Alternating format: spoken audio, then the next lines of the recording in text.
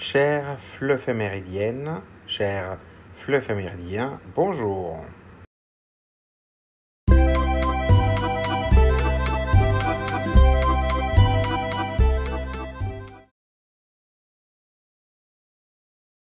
La Journée internationale du café rend hommage à cette boisson appréciée dans le monde entier et rappelle aussi les conditions de travail des producteurs.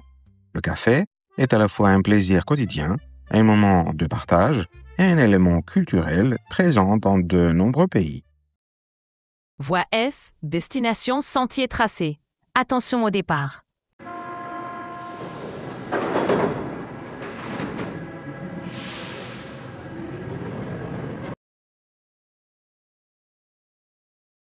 Première question. Buvez-vous du café? Quand? Où? Comment? Avec qui? Cette première question invite les élèves à parler de leurs habitudes personnelles autour du café. Ils peuvent dire quand ils en boivent, le matin, après le déjeuner, plusieurs fois dans la journée, ou à la maison, au travail, dans un café, comment, avec du sucre, avec du lait, et avec qui, seul, avec des amis, en famille.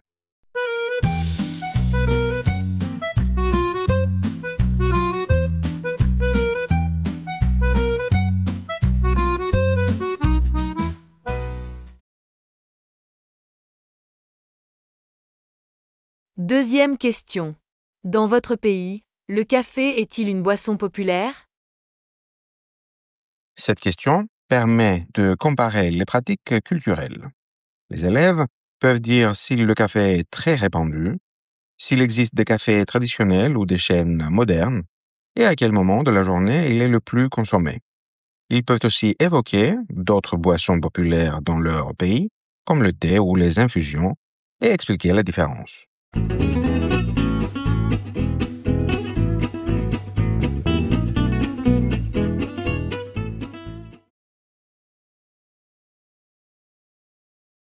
Troisième question. Connaissez-vous un café célèbre dans un autre pays? Ici, les apprenants peuvent partager des exemples connus. L'espresso, le cappuccino, le café turc ou grec, le café viennois ou encore le café américain.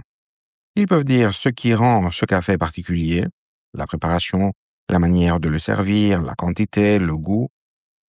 Cette question ouvre un petit échange interculturel où chacun peut apporter un exemple et dire ce qu'il aimerait goûter.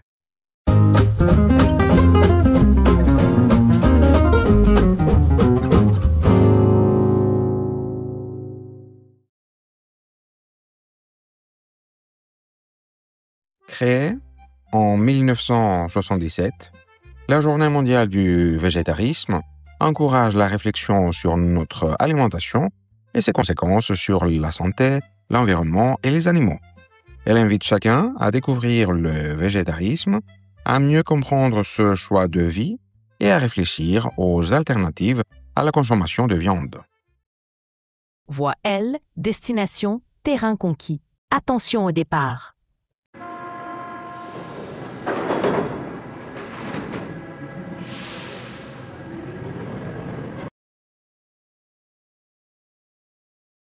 Première question. La viande est-elle importante dans votre alimentation? Pouvez-vous vous en passer? Avez-vous déjà essayé de ne pas manger de viande pendant quelques jours? Cette question encourage les élèves à observer leurs propres habitudes alimentaires. Ils peuvent dire si la viande fait partie de leur repas quotidien, s'ils en mangent beaucoup ou peu, et s'ils ont déjà testé un régime sans viande. Ils peuvent expliquer si cela leur semble facile ou difficile et pourquoi. Pour des raisons de goût, d'habitude familiale, de manque d'idées de plats, mais aussi pour des raisons de santé, de budget ou de convictions écologiques et éthiques.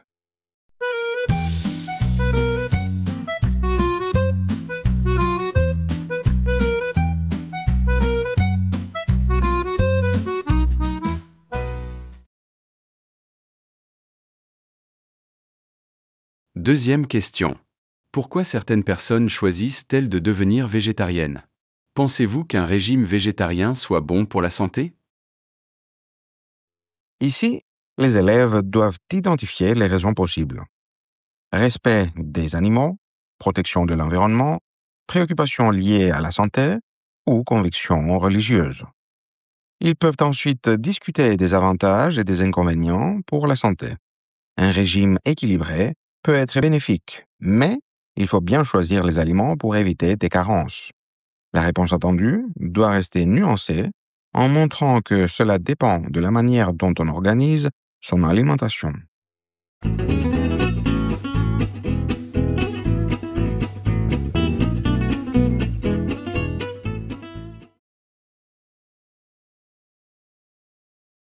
Troisième question. Dans votre pays, respecte-t-on suffisamment les choix alimentaires différents, comme le végétarisme?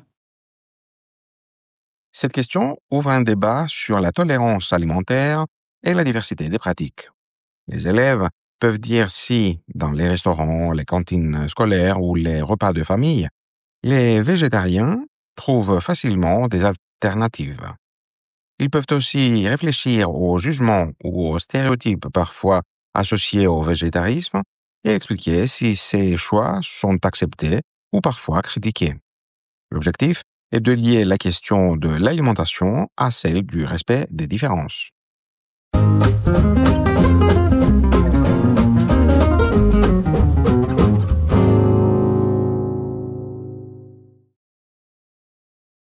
Voie E, destination, sommet atteint. Attention au départ.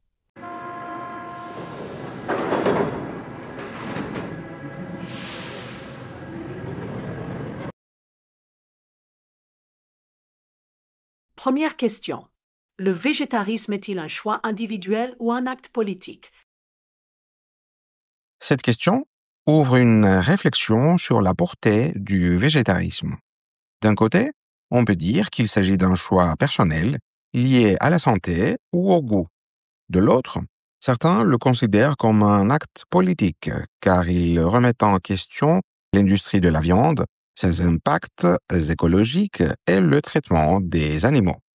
La réponse attendue devrait peut-être montrer que le végétarisme se situe souvent entre les deux, une pratique individuelle qui peut aussi avoir des conséquences collectives.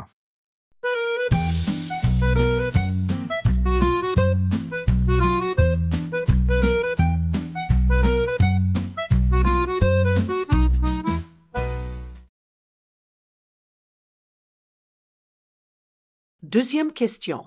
Peut-on être végétarien sans essayer d'imposer son choix aux autres?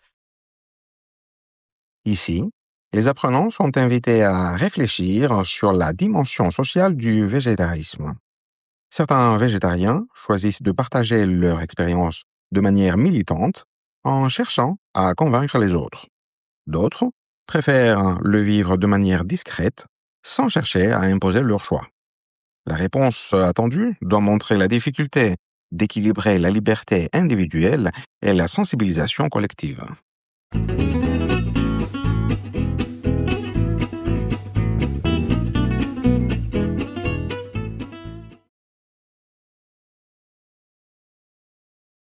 Troisième question.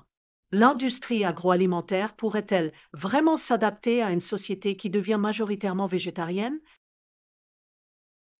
Cette dernière question invite à réfléchir aux conséquences économiques et sociales d'un tel changement.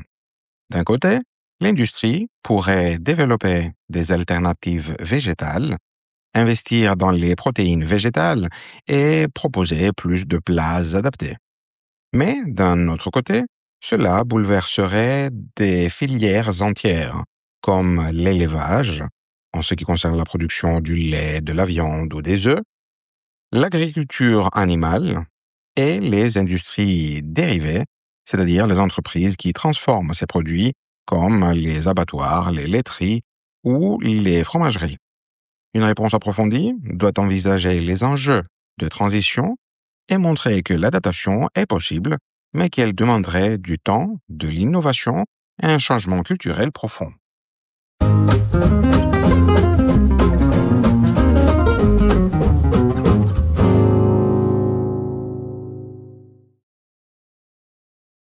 Prochain arrêt. me trouve jolie, même si je suis faite de bois. Je me libérerais de mon marionnettiste si je le pouvais, pour sauter de cette scène et enfin déployer mes ailes. Mais est-ce que je découvrirais que les gens là-bas ont des ficelles invisibles? Merci d'avoir regardé cette vidéo. Si elle vous a plu, mettez un pouce bleu et abonnez-vous pour ne rien manquer. N'hésitez pas à la partager si vous la trouvez utile et à laisser un commentaire pour donner votre avis.